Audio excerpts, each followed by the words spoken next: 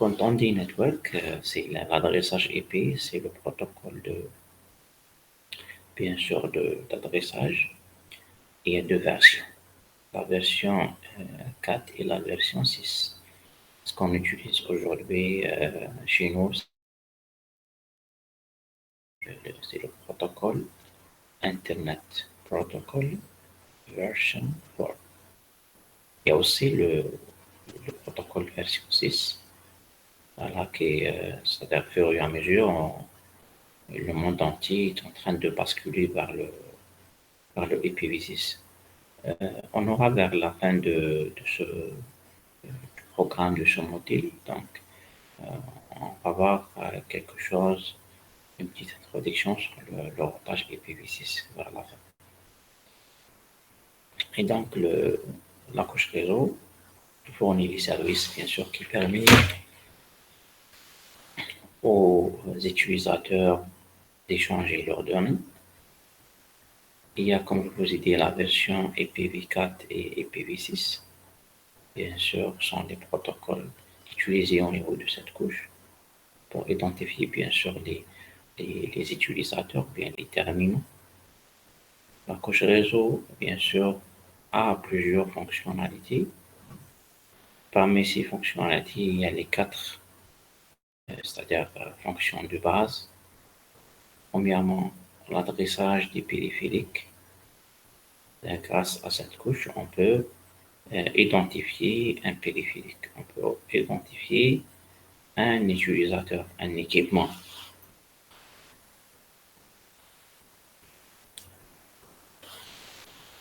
Elle fait aussi ce qu'on appelle l'encapsulation. L'encapsulation, c'est-à-dire lors de la phase de transmission, quand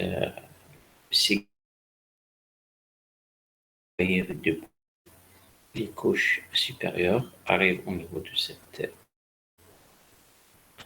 alors cette couche, bien le protocole qui fonctionne au niveau de cette couche, il va encapsuler l'information envoyée ou bien reçue, voilà, dans un paquet. Dans un paquet, on va rajouter bien sûr l'antenne IP.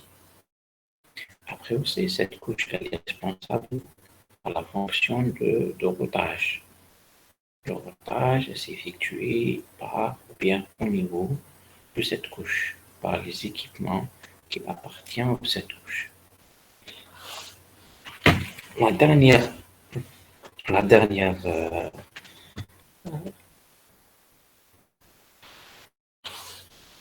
fonction qui peut être bien sûr réalisée par cette couche, c'est la désencapsulation.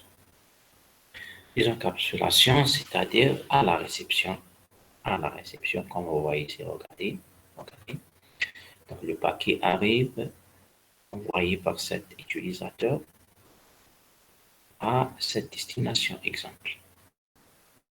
Donc la donnée est là, en passant par la couche, la couche application. L'utilisateur utilise une application pour envoyer un message. Après la couche présentation, la couche session et la couche transport. La couche transport, au niveau de la couche transport, on parle du segment. C'est-à-dire quand on arrive à la troisième couche, les informations reçues au niveau de cette couche sous forme d'un segment. Mais avant d'envoyer ce segment directement, il y aura bien sûr l'encapsulation. Encapsuler ce segment dans un paquet en ajoutant l'entête IP. L'entête IP qui contient exactement parmi les informations nécessaires, c'est l'adresse IP source, l'adresse IP de destination. C'est l'encapsulation. Après envoyer le paquet vers les couches inférieures et vers le support de transmission. Entre la destination, la source et la destination, il y a plusieurs équipements qui font le routage. Donc il y aura la fonctionnalité de routage, on est toujours dans la couche. Hein. Même ces équipements représente la couche network.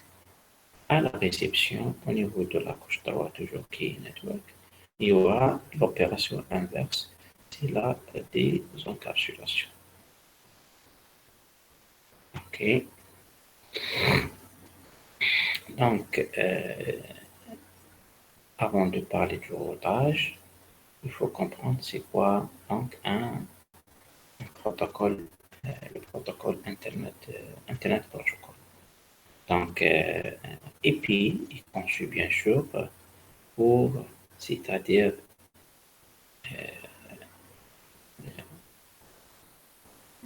identifier d'abord les utilisateurs et, et pour pouvoir communiquer et communiquer bien, pour pouvoir faciliter la communication entre les utilisateurs. Donc, ce protocole TCP, on peut le décrire comme suit. C'est un paquet sans connexion. Sans connexion, c'est-à-dire le protocole IP, il ne vérifie pas avant d'envoyer l'information à la destination. Il ne va pas vérifier est-ce que le comment dirais-je, est-ce que la destination est connectée ou pas? Est-ce qu'elle est disponible pour l'instant ou non? Hein, d'accord? C'est sans connexion. D'accord? C'est ça le mot sans connexion, c'est-à-dire que la source n'a pas les moyens au niveau du protocole IP, on n'a pas les moyens pour vérifier, il n'a pas un mécanisme qui va nous permettre de vérifier est-ce que la destination est présente et connectée ou pas. Acheminement au mieux, ça veut dire acheminement au mieux, c'est de trouver un meilleur chemin vers cette destination. D'accord? Indépendant vis-à-vis du support. C'est clair. C'est ça. Donc là, il a été conçu sur le protocole EPI. Il a été conçu, voilà, sur la base de ces trois points. C'est-à-dire, quand on a proposé le protocole EPI, on a mis ces trois points. Alors voilà, il nous faut un protocole qui garantit ces trois points. Donc, premièrement, c'est sans connexion, on n'a pas besoin de, de vérifier si la destination est là ou pas. Acheminement au mieux, donc il faut trouver un chemin, le meilleur chemin vers cette destination, indépendant vis-à-vis des supports, c'est-à-dire euh, l'envoi et la transmission du paquet entre la source et la destination, ça n'a rien à voir avec le support. Ce qui nous intéresse, c'est qu'on trouve un chemin. On passe par le support A, ou bien le support B, ou bien le support C, ou bien c'est filaire ou sans fil. Pour nous, c'est transparent. C'est transparent. Juste, il nous faut donc un support physique les deux, qui est relayé les deux, la source et la destination uniquement. Après, c'est, comme je vous ai dit, après, c'est transparent pour nous. C'est-à-dire, on s'en fiche de ce support. Est-ce qu'on passe par un support filaire, sans fil? Est-ce que, par exemple, la destination, c'est peut-être c'est de côté, se trouve presque dans la même région, mais on peut peut-être aller vers, exemple, peut-être la destination, on est à Alger, euh, on voudrait communiquer, envoyer, je veux envoyer donc un message à un utilisateur qui se trouve aussi à Alger, mais selon le support physique, peut-être mon paquet va être envoyé vers les palais, d'accord, après Paris, après Alger, au lieu d'aller directement à Alger, par exemple, d'accord. Donc c'est indépendamment de support physique. Hein. Ce qui m'intéresse, c'est que le paquet arrive uniquement. D'accord? Acheminement en mieux, bien sûr, que ça veut dire acheminement en mieux, c'est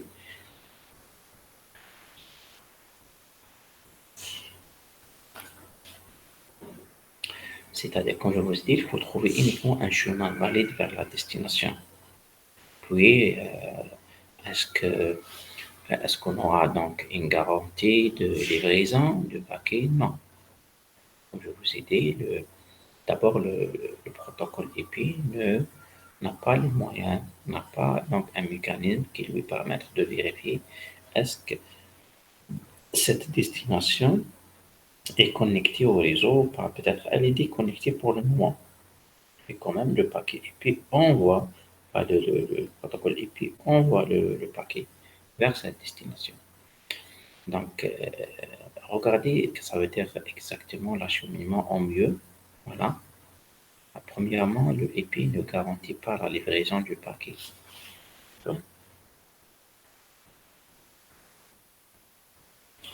D'accord? Parce que quand le paquet IP arrive au niveau de ce routeur, qu'est-ce qu'il va faire? Il va directement regarder est-ce qu'il y a un chemin valide vers le réseau de la destination. Parce que cet utilisateur est configuré, son adresse IP appartient à un réseau. Voilà. Et le routeur, il ne va pas regarder uniquement son adresse IP, c'est-à-dire l'adresse IP de destination exacte. Mais il va regarder comment arriver d'abord, comment délivrer ce paquet vers le réseau auquel la destination appartient. D'accord? Donc, automatiquement, il trouve un chemin vers le réseau de destination, il envoie le paquet directement vers la destination. Jusqu'à où, donc, là, le routeur intermédiaire fait la même chose, et le routeur final, il fait la même chose. Il trouve que le réseau est connecté, mais il n'a pas les moyens de vérifier que cette destination, cette machine, elle est connectée ou pas. Donc, il envoie directement le paquet. Parce que il y a un autre protocole qui permet de vérifier. Le protocole IP ne vérifie pas. Le protocole IP fonctionne, appartient à la troisième couche. Hein, d'accord? C'est juste pour bien comprendre. Parce que il y a un autre protocole qui permet de vérifier, c'est le protocole TCP. Mais malheureusement, le TCP n'appartient pas à la couche réseau. Il appartient à la deuxième couche, si vous voulez, c'est-à-dire les couches Internet. Et à la quatrième couche, le modèle aussi, c'est la couche transport. Voilà. Aussi, le EP est non fiable. Non fiable. Bien sûr, très attention quand vous trouverez des questions sur ça. Voilà, dans l'examen, même si vous faites par exemple un examen de certification, vous allez trouver pas mal de questions sur ça. C'est-à-dire, est-ce que le réseau EP est fiable? Non, le réseau EP non fiable. Non fiable, pourquoi?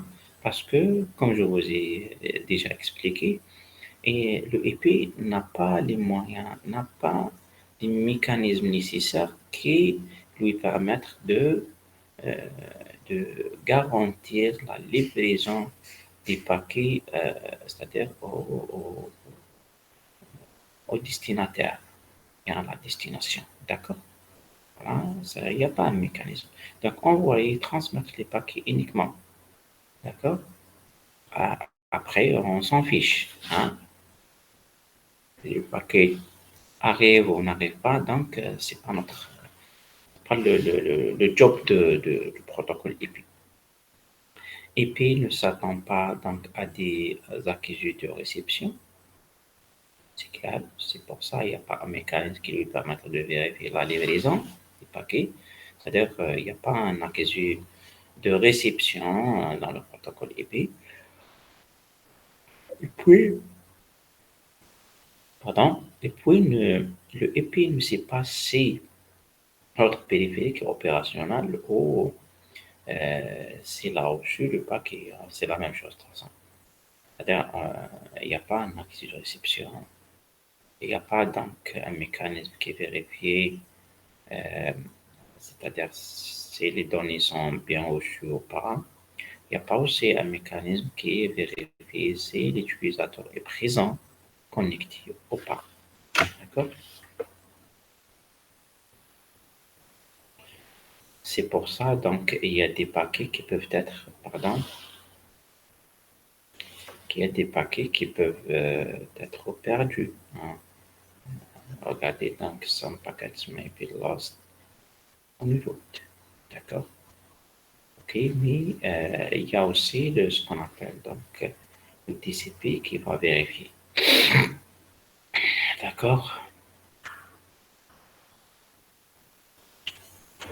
Maintenant, on va parler de l'entête IP parce que on a dit que le segment arrivé au niveau de la couche network, le segment qui a été envoyé par la couche transport, voilà, même dans l'équipement lui-même, ce segment va être encapsulé dans un paquet IP qui contient l'entête IP.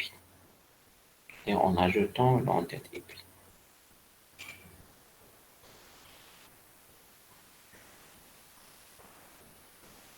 Et donc, cette entête IP a plusieurs objectifs. Voilà, donc il permet de garantir que le paquet est envoyé vers, le, vers la meilleure direction, vers la destination. C'est ça ce que le rôle de l'entête IP. Donc cette entête IP va permettre, si vous voulez, aux équipements qui font le routage, de router le paquet vers, c'est-à-dire euh, la meilleure route, ou bien le meilleur chemin.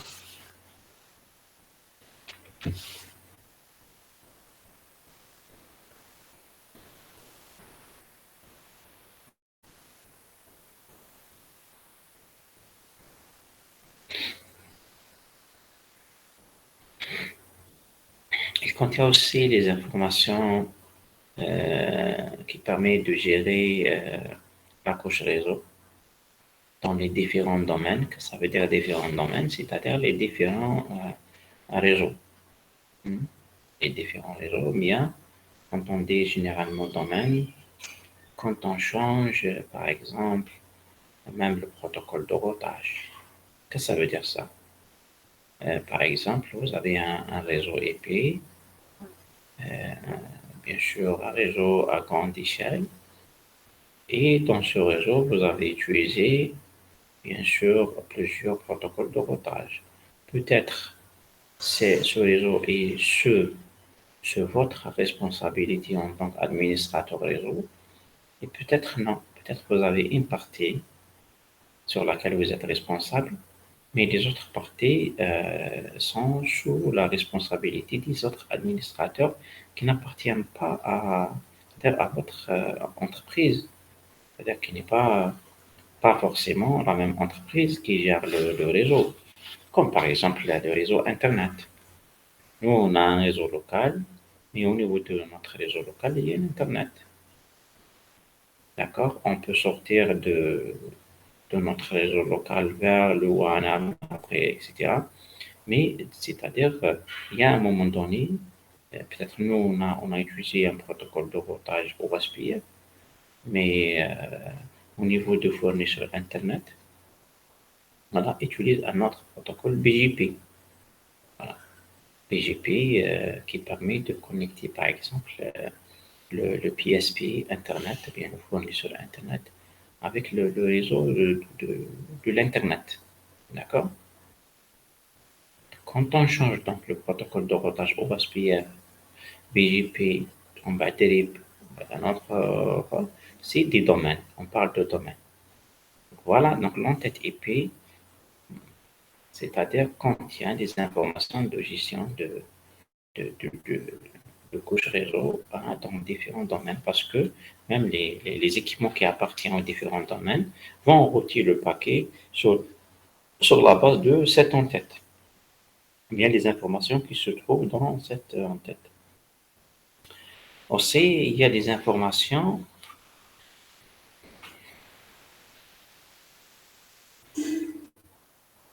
pardon, il y a des informations contenues dans l'entête sont utilisées par tous les périphériques de la couche 3, bien sûr. qui génère le paquet. Donc, toujours, je dois basculer pour... voilà. Et pour l'instant, on est 8, normalement.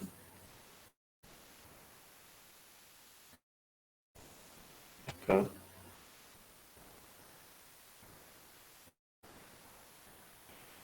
1, 2, 3, 4, 5, 6, 7. 7 parce que c'est... moi, c'est 2 déjà. La présentation est... Okay. C'est quand même... c'est un temps d'absence très élevé. Ok, on va continuer. Voilà. Donc, voilà, donc c'est l'entête épée ou bien le rôle de l'entête épée. Bon, on verra juste après quelles sont les informations de cette entête. Regardez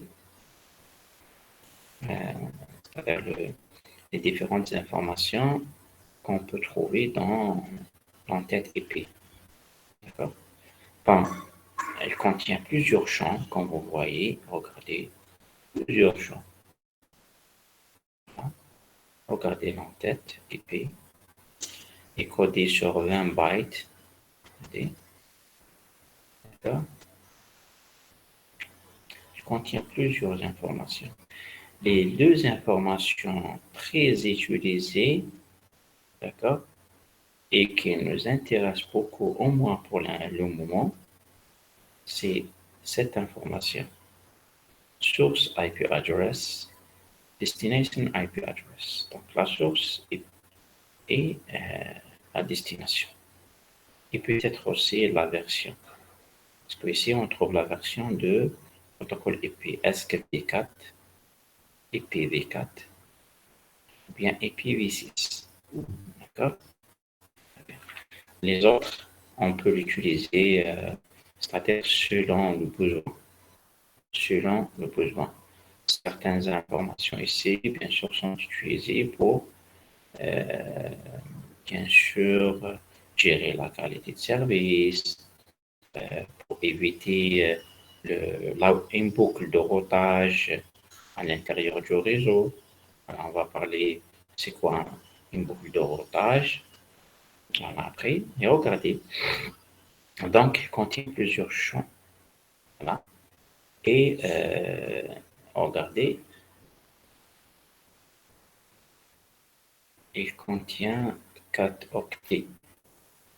D'accord? Il contient 4 octets en tête. Et puis regardez. 4 octets par ligne. Voilà. 4 octets par ligne. D'accord? 4 octets par ligne. Il y a combien de lignes? Normalement 5. 1, 2, 3, 4, 5. C'est pour ça qu'on trouve 20 bytes. 4 fois 5 égale 20, 20 octets. Il y a bits et bytes, n'oubliez pas. Très bien. Les deux champs les plus importants sont, comme je vous ai dit, la source et l'adresse source et l'adresse de destination.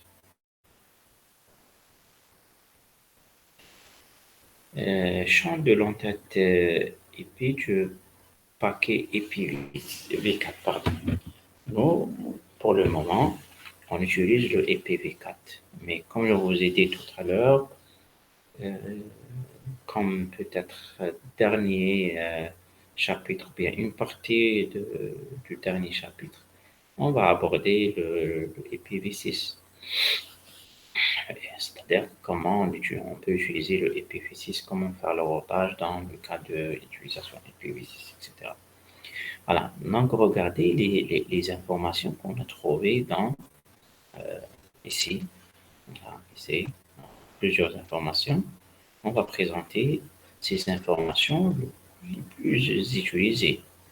Comme je vous ai dit, les plus utilisées sont ce champ, cette ligne et cette ligne. IPv4 source, IPv4 destination codée sur 32 bits. Comme par info, donc une adresse IP contient combien de bits? 32 bits, donc 4 octets. D'accord?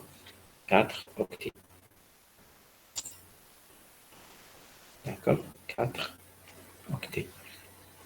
Regardez ici. Si on parle de, c'est-à-dire la longueur de l'entête, c'est le premier octet, le deuxième octet, le troisième octet, quatrième octet.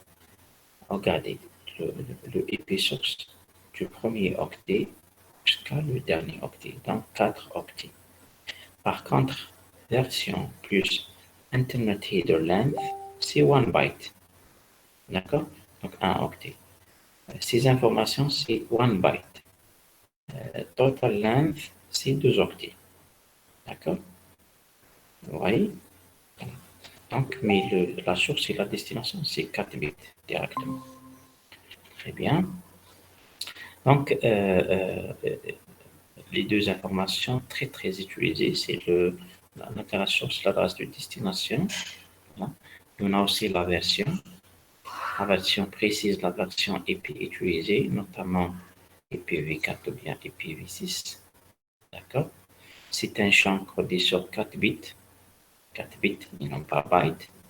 Donc, regardez, 4 bits, il s'agit donc de IPv4. Donc, on trouve 001, 0. D'accord? C'est égal 4 en décimales. Il y en a aussi un autre champ, c'est des services différenciés. C'est généralement un champ de QoS, Quality of Service. C'est pour, on utilise le, non, pour l'instant, on est 8, non pas.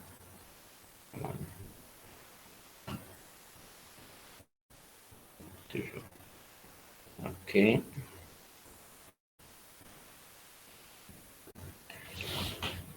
Donc, regardez, ce deuxième champ, on peut l'utiliser pour gérer la qualité de service.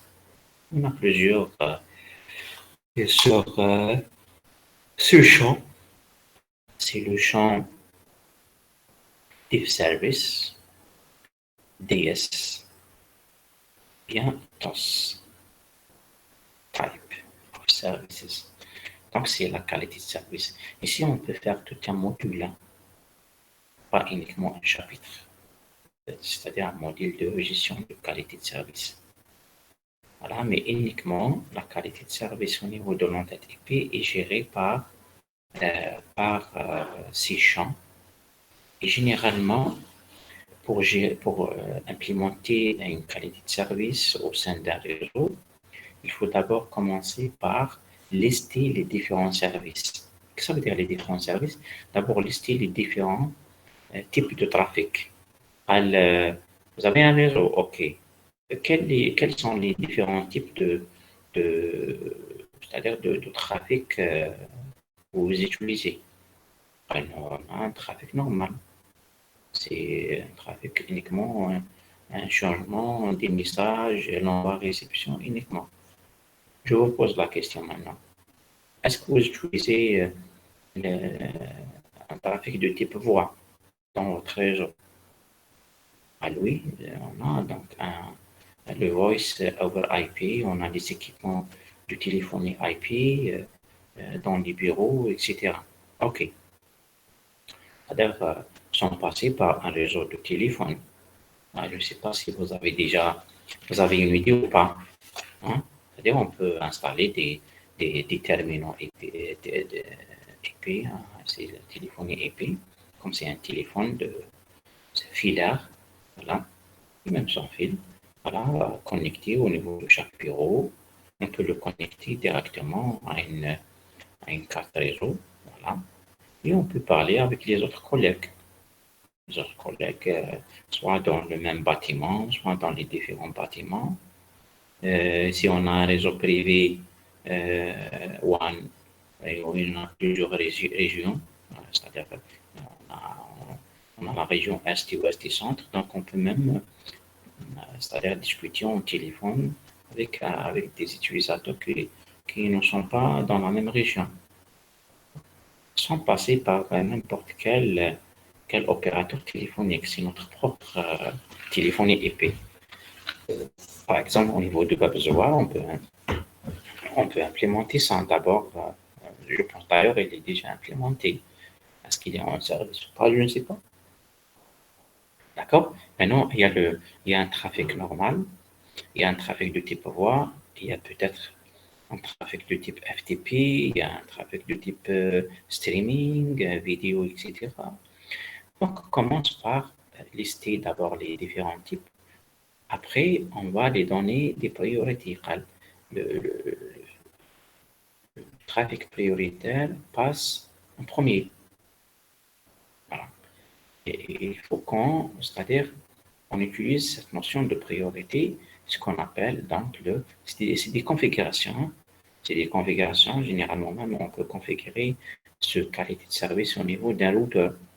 Voilà, c'est-à-dire dès que le paquet arrive, comment on fait, nous, la différence? On ne peut pas savoir au niveau du routeur que c'est un trafic de type IP ou bien de type, pardon, de type voix ou bien de type streaming ou bien un trafic normal. On n'a pas, c'est-à-dire les moyens qui vont nous permettre de savoir le type, mais on va faire la différence c'est-à-dire en utilisant l'adressage IP. Le type voix il est configuré dans le réseau 10.10.10.10.1, 0. Le trafic normal, il est dans le réseau 192.1.0. L'autre trafic, il est dans un autre réseau, etc. Et quand le paquet arrive au niveau du routeur, parce que c'est local, ce qui nous intéresse, c'est quel est le paquet qui va être routé depuis le routeur en premier. D'accord? Donc, on commence par les paquets. Les paquets, c'est-à-dire on va comme si mettre des tickets sur les paquets. Voilà, c'est un paquet de type voix, donc prioritaire. On va lui taguer par un numéro 1, le deuxième numéro 2, le troisième numéro 4. Après, on a une politique de qualité de service que nous avons implémentée. Voilà. On a discuté bien sûr, on a conçu cette politique. Après, on a configuré la politique. Et le paquet sera routé selon, bien sûr, selon cette politique. Voilà, comme je vous ai dit, c'est la qualité, quand on parle de la qualité de service, euh, même si on réserve un chapitre dédié pour la qualité de service, ça sera insuffisant. Maintenant, le troisième champ, c'est somme du contrôle, hein, en tête. C'est généralement utilisé pour détecter s'il y a, c'est-à-dire ce qu'on appelle détecter la corruption dans l'entête IP. Voilà. C'est-à-dire vérifier l'entête, est-ce que l'entête IP est correcte ou non. Voilà. Et une information très utilisée, c'est la quatrième information, c'est la durée de vie, bien time to live, hein, ce qu'on appelle le TTL. Le TTL est très utilisé et tout à l'heure je vous ai parlé, c'est-à-dire ce champ permet d'éviter la boucle réseau. Qu'est-ce que ça veut dire boucle réseau? Est-ce que vous avez une idée? Hmm? Allô? Vous- Un routage ah, qui tourne en boucle. Très bien, c'est ça. On ne dit pas un routage, mais on dit, c'est-à-dire un paquet qui, exactement, c'est un paquet qui est routé, c'est-à-dire à l'infini, d'accord? C'est-à-dire le A envoie le paquet à B, le B à C, le C à A, le A à B, ainsi de suite, d'accord? C'est un cercle infini, hein, routage. Mais quand est-ce qu'on se trouve dans cette situation? C'est-à-dire s'il y a un problème de routage, c'est-à-dire on a configuré le routage d'une manière incorrecte et c'est-à-dire à un moment donné, on s'est trouvé dans cette situation. Maintenant, comment éviter ça? Heureusement, il y a le TTL. Le TTL qui contient un nombre max, max de sauts, hein. Et si on dépasse le max, alors le paquet sera, bien sûr, c'est-à-dire sera, si vous voulez, discardé, hein, bien, c'est-à-dire rejeté. D'accord? On ne va pas le traiter encore une fois. C'est bon. D'accord? Le TTL, généralement, c'est 200, je sais pas, 255 des fois. 255 par défaut, c'est-à-dire 200. Et selon le protocole de routage, faites très attention. On verra après. Le TTL, c'est tout dépend du protocole de routage, voilà, utilisé. Qu'est-ce que ça veut dire d'abord le TTL, la notion de TTL? Je pense, je ne sais pas s'il y a peut-être on va revenir à ça en arrière pour vous expliquer. Voilà, très bien. Dans ce schéma, on peut expliquer le TTL. Alors, quand le paquet arrive au niveau de ce paquet, de ce routeur, voilà, le TTL. Donc, le TTL devient, c'est-à-dire initialisé avec un nombre max, et chaque routeur diminue moins un. Donc, il diminue donc à 1 le TTL. Donc, c'est pour ça que le TTL par défaut est égal à 10. D'accord? Quand le paquet arrive au niveau de ce routeur, dès qu'il envoie c'est-à-dire il initialise le TTL à 10, le deuxième, quand il reçoit, il fait TTL moins A, donc 9. Le deuxième, le troisième, TTL moins A, donc 8. Après, si le paquet tourne vers, par exemple, ce routeur, donc ce routeur, il fait aussi donc, TTL moins 1, c'est 7. Qui arrive aussi à nouveau à ce premier routeur, il fait aussi 6 moins 1, c'est 5. Après, euh, 4 moins 1, 5 moins 1, c'est 4. Après 3, après 2, après 1, après 0. Donc, dès que le TTL est égal à 0, ce routeur, il ne va pas retirer le paquet, il va l'ignorer pour éviter les boucles.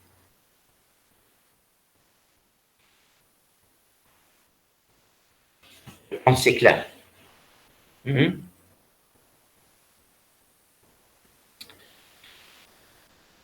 Après, il y a le champ protocole.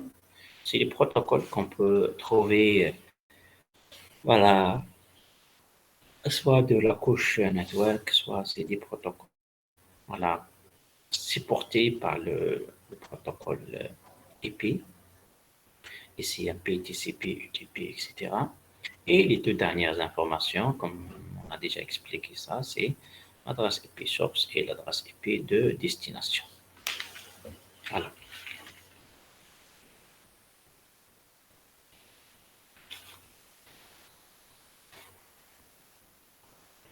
Maintenant, on parle de décision relative aux transmissions des routes, c'est-à-dire comment faire le routage. Pour faire le routage, on ne va pas aborder le routage en détail, mais juste, c'est des explications. Alors, les paquets, généralement, sont créés au niveau de la source. L'utilisateur qui veut envoyer un paquet, qui va communiquer avec un utilisateur, crée le paquet. D'accord? Et au niveau de chaque utilisateur, c'est-à-dire les terminaux, bien les utilisateurs, les PC hôtes, voilà, et il y a ce qu'on appelle une table de routage. Donc, chaque hôte crée une table de routage. D'accord? Un hôte peut, par exemple, envoyer des paquets aux éléments suivants. Bien sûr, il peut envoyer le paquet en lui-même. Il peut aussi envoyer un paquet euh, euh, un utilisateur qui appartient au même réseau local, comme il peut envoyer donc l'information via le paquet à un utilisateur distant. Quand on dit lui-même, c'est-à-dire à cette adresse IP. Parce que toujours il y a une adresse IP par défaut, même quand vous sont configurés le l'adressage IP, il y a cette adresse IP par défaut, c'est 125.0.0.1 si on est IPv4 et on est IPv6, bien sûr, c'est le dernier, si vous voulez, octet, c'est 1. Mais toujours dans l'adressage IP, on utilise les deux points. Les deux points, c'est superposé. Superposé. Regardez. De toute façon, on verra donc le protocole IP. Pour l'instant, on ne s'intéresse pas à ce protocole IPv6. D'accord? Donc, ce qui est important pour le moment, c'est que c'est le paquet créé au niveau de la source et envoyé soit localement, soit en lui-même. En lui-même, si peut-être pour faire une vérification, un check spécifique, s'il y a une application qui se tourne au niveau du PC ou bien serveur et qui permet de... Donc, il y a toujours des déconnexions, je pense. Parce qu'on est toujours 9. 1, 2, 3, 5, 6, 7. Oui, toujours 7.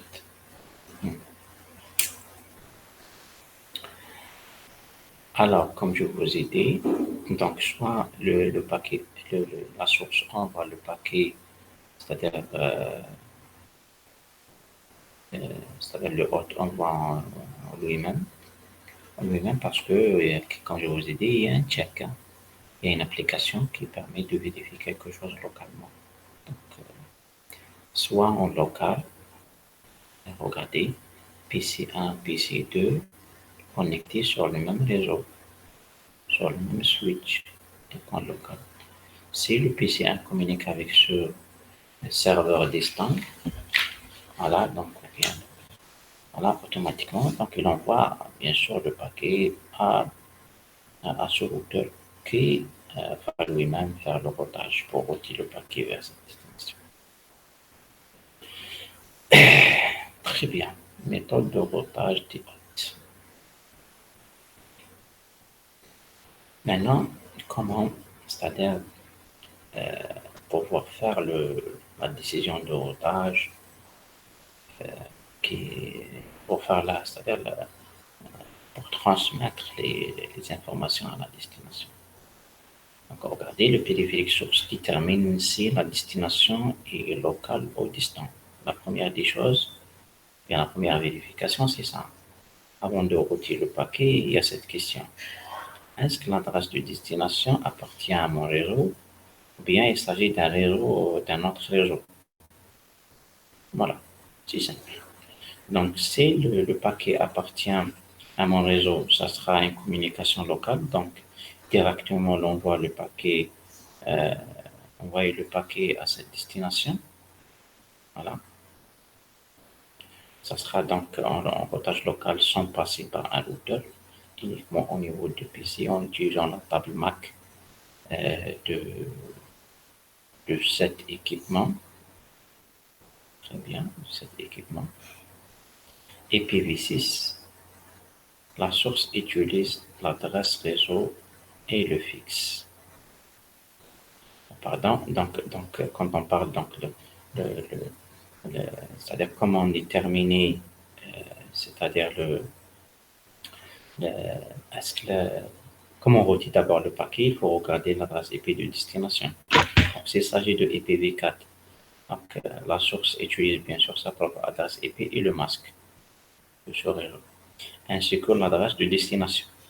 Deux informations, voilà, qui va permettre de bien sûr savoir si la destination appartient à mon réseau ou non. Quand vous utilisez le IPv6, donc la source utilise l'adresse IP réseau et le préfixe annoncé par le routeur local. D'accord? Il y a ce qu'on appelle la notion de préfixe quand on utilise le IPv6. D'accord? Quand on utilise le IPv6, il y a la notion de préfixe. Donc, on ne va pas, c'est-à-dire, donner plus de détails sur ça. On va étudier le IPv6 globalement vers la fin du programme. Voilà. Le trafic local est bien sûr comme je vous ai dit, est envoyé directement à l'équipement qui fait la liaison, c'est-à-dire c'est le switch. Après, le switch va sélectionner c'est-à-dire le port sur lequel la destination est connectée en utilisant l'adresse MAC. Si le trafic, bien sûr, s'il s'agit d'une destination qui n'appartient pas au réseau, comme par exemple ce hôte, voilà, donc il faut transmettre directement le paquet à la passerelle. D'accord? À la passerelle. La passerelle, c'est une adresse IP. On a fait d'abord la semaine passée le TP et on a configuré la passerelle. La passerelle, c'est une adresse IP appartient au même réseau, mais elle doit être configurée au niveau de l'interface, voilà, sur lequel on a connecté voilà, notre équipement de liaison. D'accord? C'est cette interface. C'est cette interface.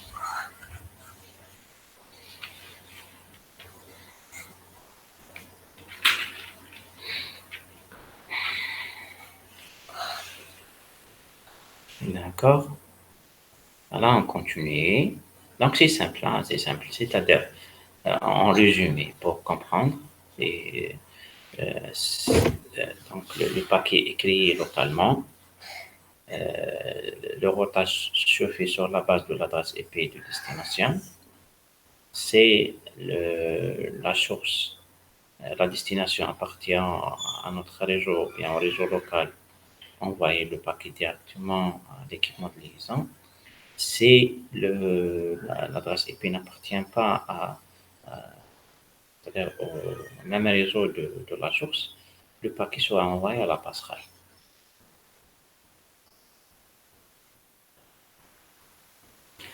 Quand on parle de la passerelle, donc il faut savoir c'est quoi la passerelle. D'accord?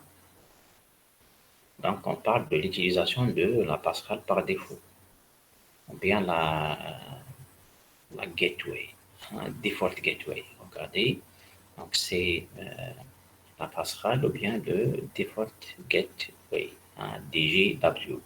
D'accord? DGW. D'accord? Donc,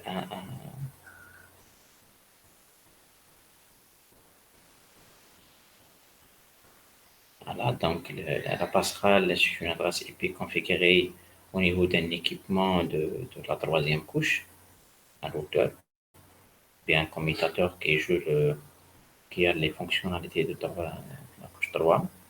Voilà. Regardez la passerelle. La passerelle donc, a plusieurs caractéristiques. D'accord, la passerelle par défaut. Donc, il doit avoir une adresse IP dans la même plage d'adressage que le réseau local. D'accord? احنا وش قلنا un réseau local est caractérisé par un réseau IP. Et la fois passée, je vous ai expliqué que dans un réseau, toujours la première et la dernière adresse sont réservées. D'accord? Sont réservées. Maintenant, parmi les adresses IP utilisables qu'on peut utiliser, il faut réserver aussi une autre adresse pour la passerelle. Obligatoire. Obligatoire. D'accord? Donc la passerelle elle doit avoir une adresse IP dans le même réseau.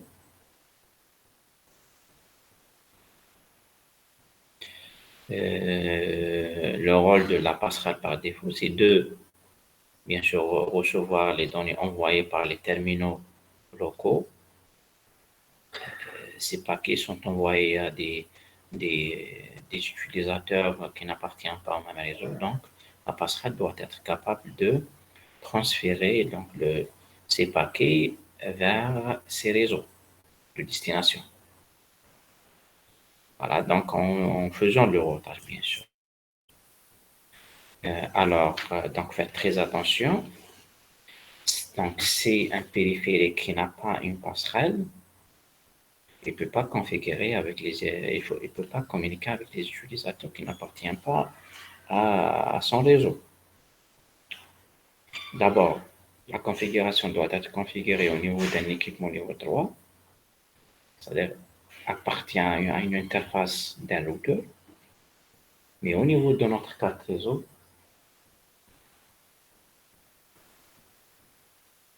parce qu'au niveau de la carte réseau, il faut aussi préciser la passerelle. D'accord? C'est vrai, on a réservé une adresse IP, on a configuré cette adresse IP au niveau du routeur, OK. Mais au niveau des machines, bien sûr, il faut préciser, il faut dire, voilà votre passerelle. Et c'est une adresse IP commune à toutes les machines qui appartiennent au même réseau local. D'accord? C'est une adresse IP commune, la même adresse IP passerelle, qui se répète au niveau de toutes les machines. Si vous avez par erreur oublié de configurer une adresse passerelle au niveau d'une machine, cette machine ne pourra pas après communiquer avec le monde si vous voulez, externe ou bien vers les autres machines qui n'appartiennent pas au même réseau local. Parce qu'en local, on n'a pas besoin de on n'a pas besoin d'une adresse IP passerelle, on ne va pas l'utiliser. Voilà, je veux communiquer avec une machine qui appartient à mon réseau. Mon adresse IP c'est 10.10.10.10.1, l'autre c'est 10.10.10.2. Donc on peut communiquer sans l'utilisation du passerelle. Donc la passerelle elle est configurée ou non configurée, c'est pas grave. Mais quand je veux communiquer avec un autre réseau 192, oui, je dois avoir une adresse IP passerelle configurée au niveau de ma machine. Voilà. Et toutes les machines qui appartiennent au même réseau doivent avoir la même adresse passerelle.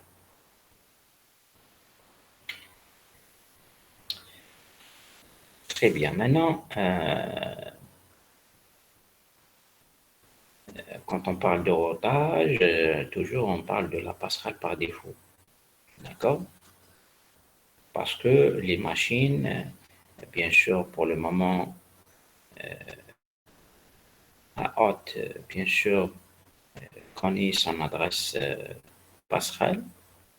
Soit elle est configurée d'une manière statique par l'administrateur, ou bien configurée d'une manière dynamique en utilisant un serveur DHCP.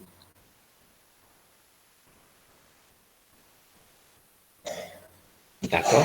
Si on utilise le IPv4, si on utilise le IPv6, donc généralement la passerelle est envoyée après une sollicitation de routeur. Voilà. C'est-à-dire on parle avec le routeur et le routeur va nous indiquer la passerelle. D'accord? Donc une default gateway est une route statique. Voilà. Est une route statique qui sera bien sûr ajoutée à la fin de la table, comme dernière ligne, la table de routage. Toujours la dernière ligne, c'est le default, si vous voulez, vers la passerelle. Vous pouvez par exemple afficher la table de routage au niveau des machines. Hein. On verra après comment afficher ça. On va afficher la table, la commande utilisée. La dernière, toujours, vous trouverez, si vous avez configuré une passerelle au niveau de votre machine, vous allez trouver donc la dernière, c'est la passerelle. D'accord? Donc, toutes les périphériques sur le LAN, voilà, configurées dans le même LAN, doivent avoir donc une adresse IP de passerelle, voilà, et doit être la même. Voilà. D'accord? Donc, en tant que c'est-à-dire machine en tant que terminal. Donc, on s'en fiche. Donc, j'ai une passerelle. Alors, si l'adresse de destination appartient à mon réseau, donc, envoyer directement le paquet vers cette adresse. Si l'adresse de destination n'appartient pas à mon réseau, alors envoyez le paquet vers la passerelle et la passerelle va prendre en charge le reste.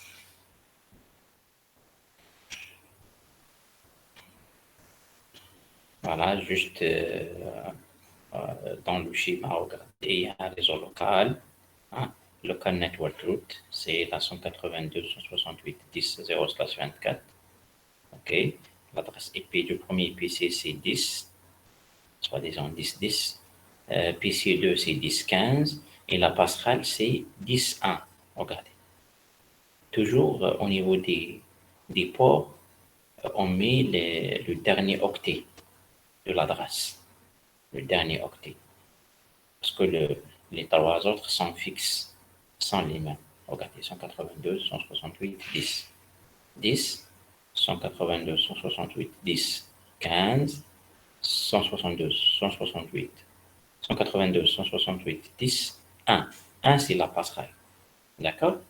Donc, si PC1 communique avec PC2, c'est directement, ils sont passés par le route. Si le PC1 communique avec un autre réseau, il n'appartient pas à ce réseau. Voilà. Donc, directement envoyer le paquet vers cette adresse, qui est là, 192, 168, 10, 1. Regardez. Mais, c'est vrai, on a configuré la passerelle ici, mais il faut au niveau des PC préciser dans la carte réseau, dans les paramètres IP de chaque carte réseau, il faut préciser l'adresse IP c'est 10.10, la passerelle c'est 10.1. L'adresse IP c'est 10.15, la passerelle c'est 10.1. Est-ce que c'est clair, s'il vous plaît? Je pense que c'est clair. Sauf si vous avez des questions, il faut les poser, hein. Est-ce que vous avez des questions, s'il vous plaît?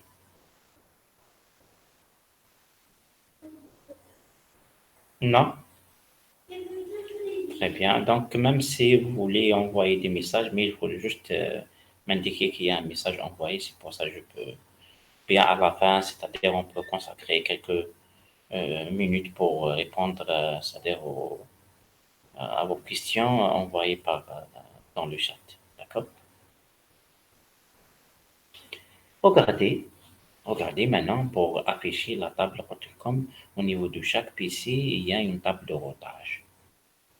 On ne va pas la configurer, on peut la configurer, mais généralement, cette table de routage est créée et remplie au fur et à mesure selon les communications effectuées par le PC, par le terminal. D'accord? Maintenant, pour afficher la table, la table de routage au niveau de chaque machine, voilà, il faut utiliser deux commandes. Soit vous utilisez la commande root print, regardez, root print, vous voyez, ou bien netstat -r, d'accord, -6 r, d'accord, et vous allez afficher bien sûr la table de routage, d'accord. Regardez, dans cette table, il y a plusieurs informations. Il y a le network destination, le mask TAO, network mask, gateway, la passerelle, l'interface utilisée pour, c'est-à-dire sortir vers cette destination. Il y a une métrique à la fin, d'accord? Il y a une métrique, métrique ici, c'est genre de priorité, d'accord? Alors, la métrique liée à la ligne de routage, hein, c'est pas la priorité de qualité de service. Alors, regardez cette route 000, masque 000, vers la passerelle. C'est ce qu'on appelle la route par défaut. C'est-à-dire, si la destination n'appartient pas à ces réseaux, si l'adresse IP de destination n'appartient pas à ces réseaux, alors directement envoyer le paquet vers la passerelle. D'accord? L'interface utilisée, c'est 10.10.10, c'est mon adresse IP. 10.10.10. La métrique, c'est 25, plus prioritaire. D'accord? Après, c'est les adresses par défaut, regardez la 127. 00, la 127, 1, comme on a dit, c'est des adresses par défaut. Après, c'est broadcast, regardez. Et après, c'est les autres réseaux configurés par défaut. Ah, il n'y a pas, donc c'est en link, c'est-à-dire c'est en local, en local, en local. D'accord. Donc, vous utilisez, donc il faut noter ça, donc net stat .r et rootprint pour afficher la table de routage au niveau des machines.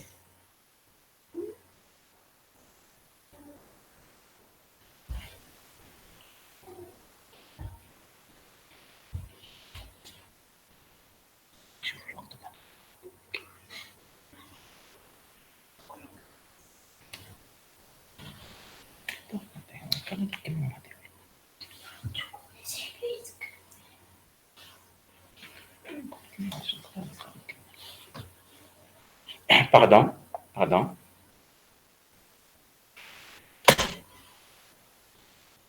Désolé, pardon.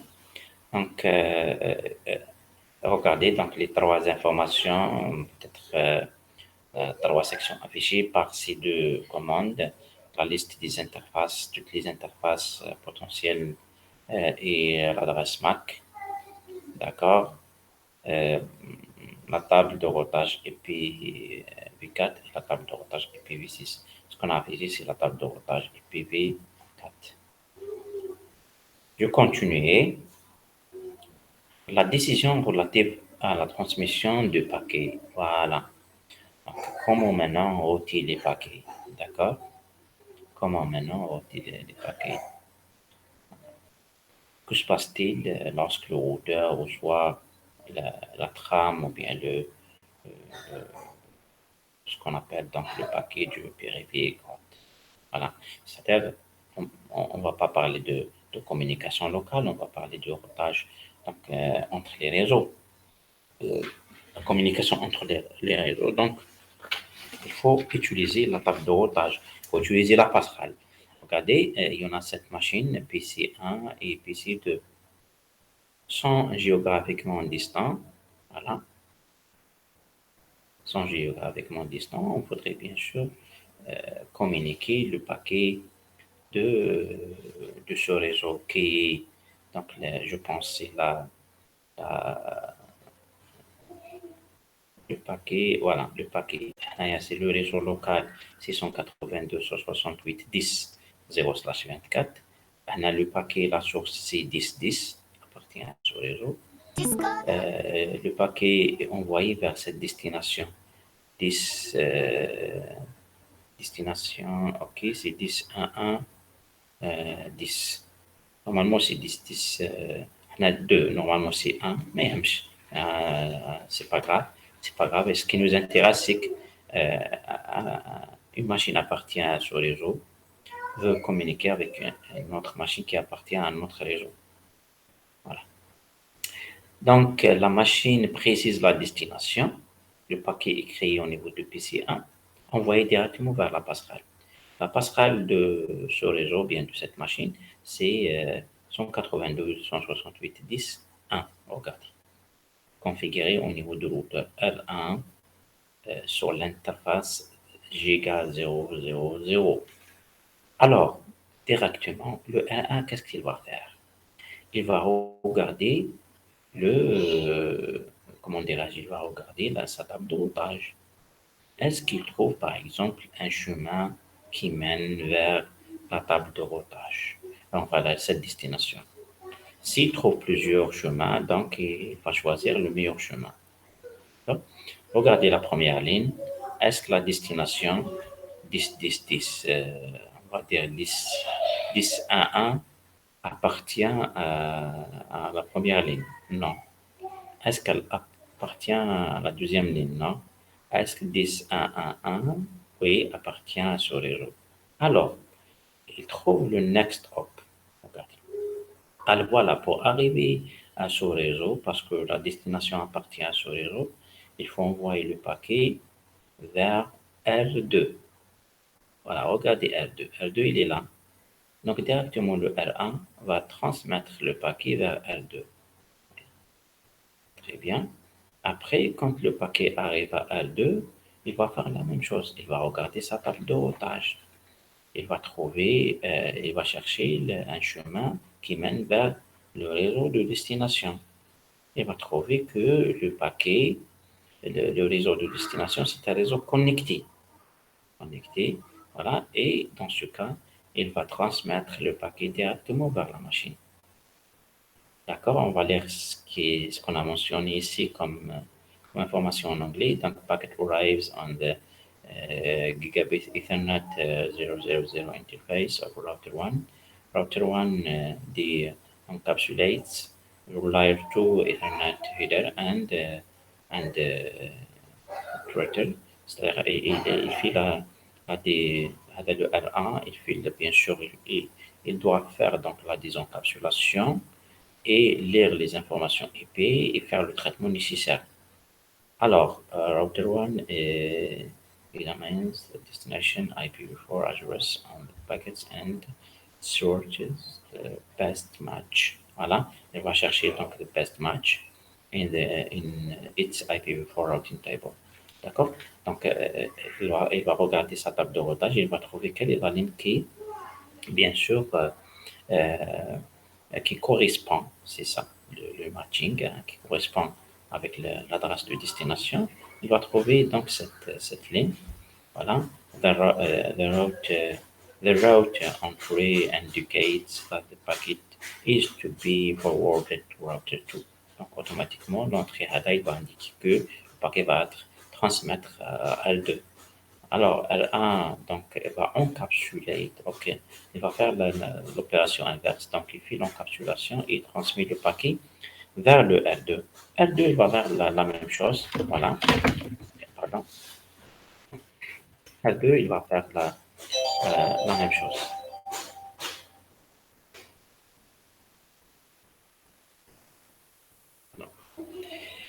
On va continuer.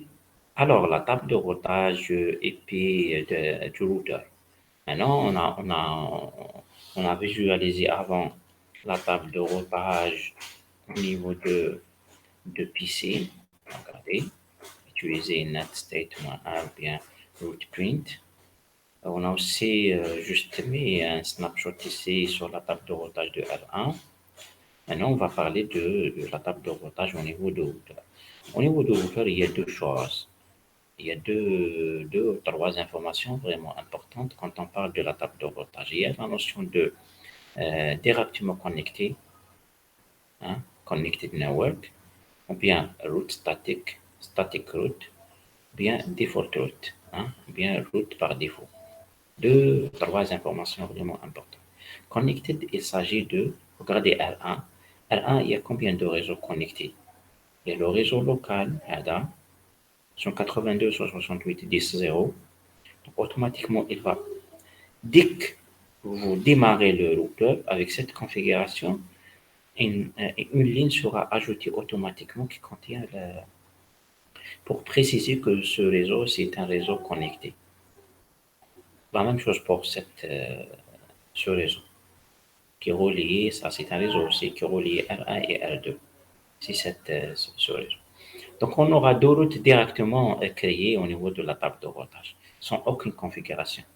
La même chose, R2, une route va être ajoutée automatiquement pour préciser que le 10.1 de 0/24, c'est un réseau connecté. Et aussi la même chose pour ce réseau intermédiaire hein, qui relie R2 et R1 va être aussi ajouté au niveau de R2. Voilà, donc il y a si vous voulez, une ligne commune entre R1 et R2, c'est le réseau qui relie les deux routeurs. On peut ajouter des routes statiques, c'est configuré manuellement. D'accord? Hein. Ce sont les routes que le routeur n'a pas de connexion directe. Ils peuvent être pardon, c'est des routes distantes. Donc, les routes distantes, c'est-à-dire, si on prend le cas de R1. Pour R1, ce réseau, bien sûr, hein, c'est une route distante.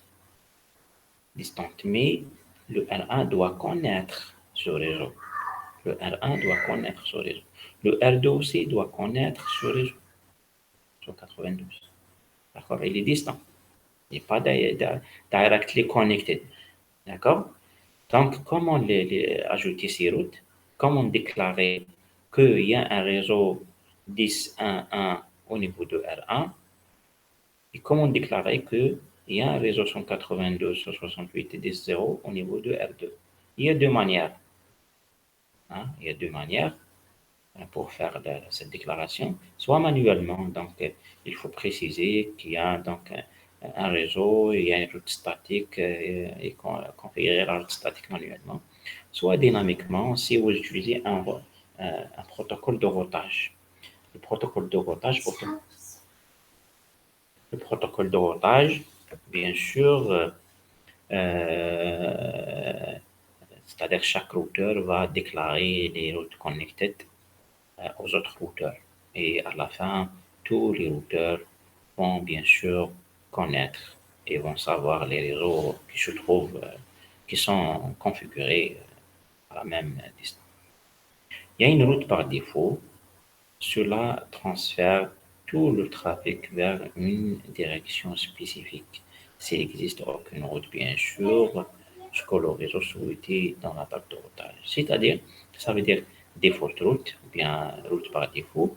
Et dans la table de routage, toujours on commence par c'est-à-dire trouver un chemin vers la destination demandée. Si on ne trouve pas un chemin, on va utiliser une route par défaut. La route par défaut, on peut, nous, en tant qu'administrateur, la configurer aussi. D'accord? Ce qu'on appelle default gateway. Par exemple, si on voudrait configurer une connexion Internet au niveau de notre réseau, on a un routeur. D'accord? Bon, on connaît donc les adresses, nos adresses IP locaux. On les, on les connaît. D'accord? Mais les adresses de l'Internet, on ne peut pas. On ne peut pas les citer. Hein. C'est presque illimité, hein, entre parenthèses. Donc, qu'est-ce qu'on va faire? On va créer des routes d'une manière précise, que ce soit manuellement ou bien dynamique. Voilà. En ce qui concerne nos réseaux, les réseaux qu'on connaît. Pour le réseau Internet, on va utiliser une default route. Une default route, c'est-à-dire rechercher, trouver un chemin valide vers cette destination. Si l'adresse IP n'appartient pas à la première ligne, la deuxième ligne, la énième ligne, donc il faut utiliser la default ligne, bien la default route. D'accord? Euh, Regardez le routage statique. Si on parle de routage statique, si on voudrait configurer au niveau de R1 une route vers le réseau 10.1.1.0, qu'est-ce qu'on va faire? On va, au niveau de R1, ajouter une route statique. Regardez la forme. C'est IP route. Le réseau de destination, c'est 10.1.1.0, sans masque et l'adresse IP de son suivant. Car si vous voulez arriver c'est-à-dire on est en train de discuter avec R1. Écoute, R1, si tu veux arriver à ce réseau, si tu as un paquet à transmettre à ce réseau, alors il faut envoyer le paquet vers cette adresse. Cette adresse. D'accord? Cette adresse, c'est 209.165.200.226. Regardez. C'est ce qu'on appelle le next hop. Parce que c'est un réseau connu pour R1. Alors voilà, si jamais tu as un paquet vers ce réseau, voilà, directement il faut l'envoyer à cette interface. Qu'est-ce que ça veut dire envoyer à cette interface? C'est-à-dire vers R2. R2, il va le traiter après. D'accord. Très bien. Donc, et après, donc une route statique, c'est clair. C'est une solution, pardon, c'est une solution pour faire le routage. OK, mais il y a des inconvénients, bien sûr. Avant de discuter des inconvénients, on va lire ce qu'on a mentionné ici. Donc, caractéristiques de la table de routage statique doit être configurée manuellement. Regardez, c'est manuellement. Doit être ajusté manuellement par l'administrateur en cas de modification de la topologie. C'est clair, c'est ça les inconvénients. S'il y a une modification de topologie, donc, supposons on a ajouté un autre routeur ici. Voilà. Regardez ici, supposons on a ajouté le troisième routeur, regardez ce schéma, et on a copié ce lien. Donc, il faut mettre à jour le lien. Il faut supprimer cette route et ajouter la nouvelle route statique. Donc, en cas de changement de topologie, donc, il faut mettre à jour les routes. Le routage statique, généralement, on l'utilise pour les petits réseaux. Les petits réseaux stables, là où il n'y a pas beaucoup de changements, etc. On peut, c'est-à-dire, utiliser le mélange entre un routage statique et un routage dynamique, oui, c'est clair. Parce que le routage dynamique, dans ce cas, s'il y a un changement de topologie, on n'aura pas besoin de, bien sûr, reconfigurer les routes. Dynamiquement, la table de routage sera changée. Mais généralement, dans des réseaux, parfois on aura besoin d'ajouter quelques routes statiques. Il ne faut pas ajouter beaucoup de routes statiques. Il faut utiliser le routage dynamique, mais ajouter le routage statique en cas de besoin. Quelques routes uniquement. Regardez la commande que vous pouvez utiliser au niveau de l'équipement. Surtout Cisco, c'est cette commande. Donc IP route, destination network, mask of destination network, and IP address of the next hop.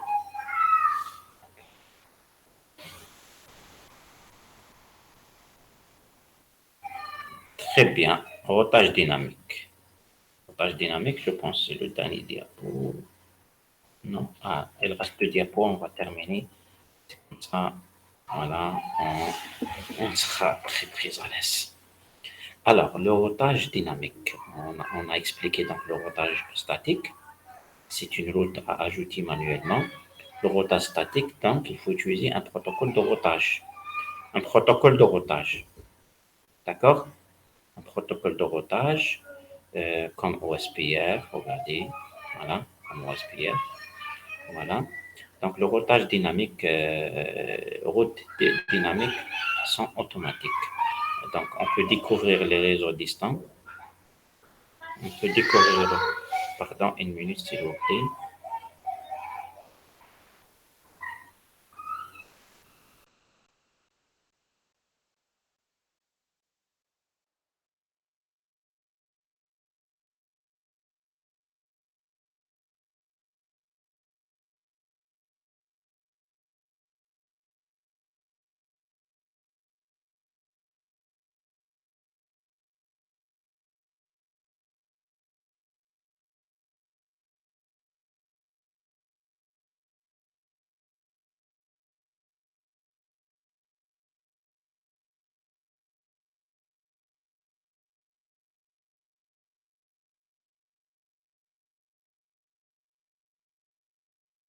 Monsieur, on vous entend pas, hein.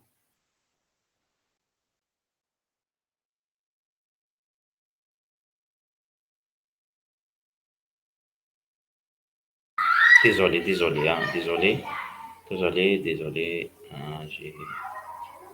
Alors, je répète, le routage dynamique va permettre bien sûr aux équipements c'est-à-dire de routage de connaître les différents réseaux distants d'une manière automatique. Par exemple, R1, il peut savoir qu'il y a un réseau 10, 1, 2, 0/24 utilisé derrière le R2. Le R2, la même chose, il peut savoir qu'il y a un réseau derrière le R1. D'accord? Comment, c'est-à-dire les deux peuvent savoir, ou bien les trois, c'est grâce au protocole de routage dynamique parce que chaque routeur doit déclarer ses réseaux connectés aux autres routeurs.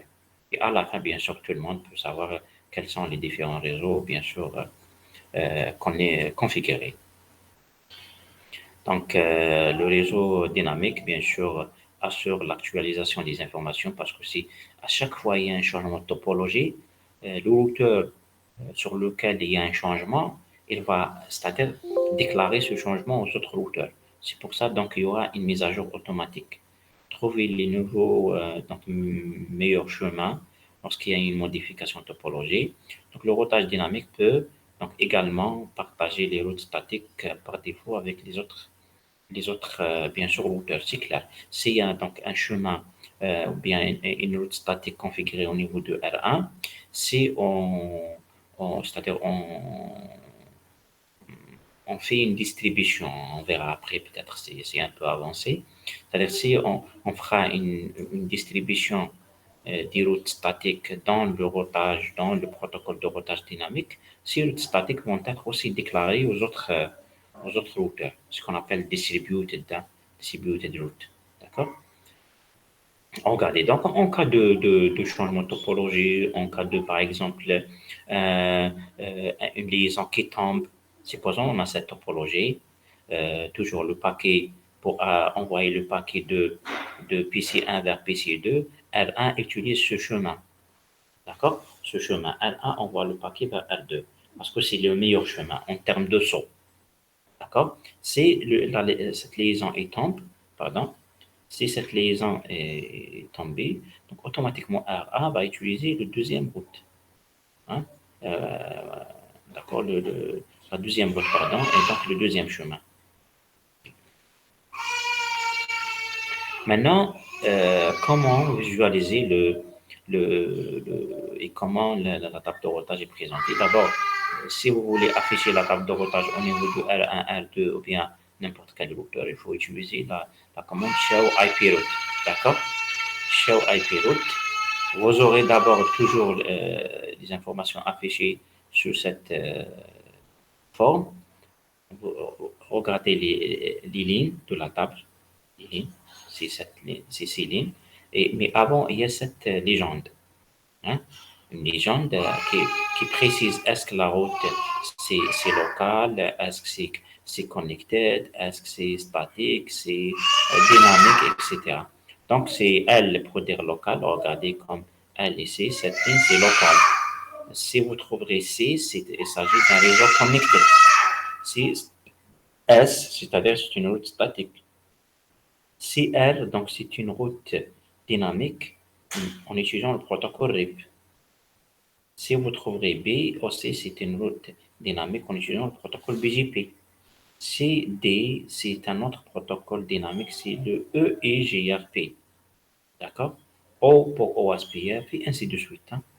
D'accord? Ainsi de suite. Donc, il y en a plusieurs protocoles de routage dynamique. D'accord? Regardez, donc, OSPF, D, c'est le EIGRP. OSPF, c'est un standard, protocole de routage standardisé. Le EIGRP, c'est un bon protocole, mais propriétaire Cisco. Cette commande affiche bien sûr les types de routes, que ce soit directly connected, static route, voilà, connected route, connected network, pardon. Donc voilà, on a terminé aujourd'hui cette partie de routage. Très bien. Est-ce que vous avez des questions avant de clôturer, s'il vous plaît? Hmm?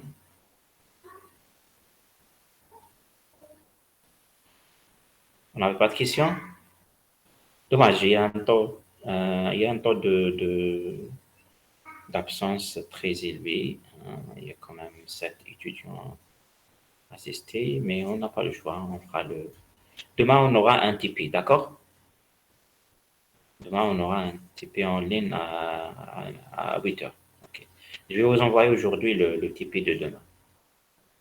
Bon courage. Merci à vous.